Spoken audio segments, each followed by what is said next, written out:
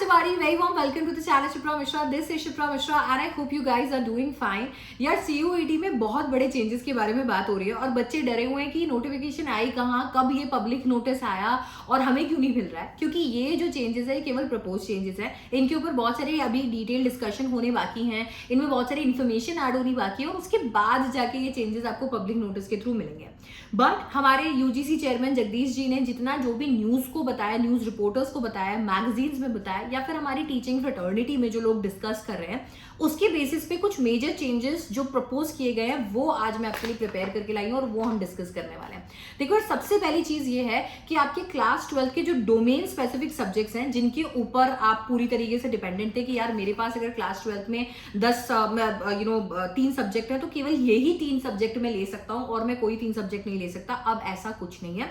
अब अगर आपके पास में 3 डोमेन सब्जेक्ट्स, आपके 3 कोर सब्जेक्ट्स आपके क्लास 12 में, उसके बियॉन्ड जाकर भी अगर आप कोई डोमेन सब्जेक्ट लेना चाहते हो तो आप बिल्कुल ले सकते हो. उसके ऊपर अब कोई रिस्ट्रिक्शन नहीं है, which means no restriction to your class 12 subjects being domain specific subjects. इसके बाद आता है आपके लिए नो हाइब्रिड मोड. CUET 2024 की जो क्लास थी उसके लिए हाइब्रिड मोड इंट्रोड्यूस किया गया था, जिसका मतलब ये है कि कुछ पेपर ऐसे होने थे जो कि आपके सीबीटी मोड में होंगे, कंप्यूटर बेस्ड टेस्ट के मोड में होंगे, और कुछ पेपर पेन और पेपर से होंगे.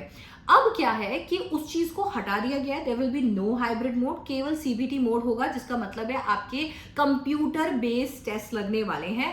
आपको कंप्यूटर सिस्टम एलोकेट किया जाएगा आपके सेंटर पे और वहीं पे आपको अपना टेस्ट देना होगा. इसका मतलब कतई ये नहीं है कि आप घर से बैठकर अपना टेस्ट दोगे. इसके साथ साथ में सब्जेक्ट रिडक्शन जो है वो किया गया है. बहुत सारे सब्जेक्ट्स रिड्यूस किए हैं, जैसे I have a list of subjects, जैसे लीगल स्टडीज हो गए, टूरिज्म हो गया, एंटरप्रेन्योरशिप हो गया, टीचिंग एप्टीट्यूड हो गया, इंजीनियरिंग ग्राफिक्स हो गया. ये ऐसे सब्जेक्ट्स हैं जिनको रिड्यूस किया गया है. And not only these subjects, काफी सारे सब्जेक्ट्स को रिड्यूस किया गया है. यहाँ पे हमारे जो चेयरमैन है उनका ये कहना है कि अगर आप किसी एक ऐसे प्रोग्राम के लिए रजिस्टर करना चाहते हो जिसके अंदर इनकी जरूरत पड़ती है, जैसे कि बहुत सारे बच्चे कह रहे हैं अगर लीगल स्टडीज हट जाएगा तो मैं लॉ कैसे परस्यू करूंगी, मैं किसी लॉ प्रोग्राम के लिए कैसे अप्लाई करूंगी या करूंगा. तो ऐसे में यूजीसी चेयरमैन ने बोला है कि ऐसी जगह पे आप जीटी दीजिए, आप जीटी चूज कर लीजिए. अगर आप जिस सब्जेक्ट के लिए अप्लाई करना चाहते हैं वो सब्जेक्ट आपके सब्जेक्ट लिस्ट में नहीं होगा, जो कि अभी आनी बाकी है, तो आप जीटी के लिए अप्लाई कर दीजिएगा और वहां से आपका एडमिशन हो जाएगा. इसके बाद में आपकी टाइम ड्यूरेशन जो कि फ्लक्चुएट करती थी पेपर टू पेपर, कहीं पर आपको 45 मिनट्स दिए जाते थे, कहीं पे आपको 60 मिनट्स दिए जाते थे.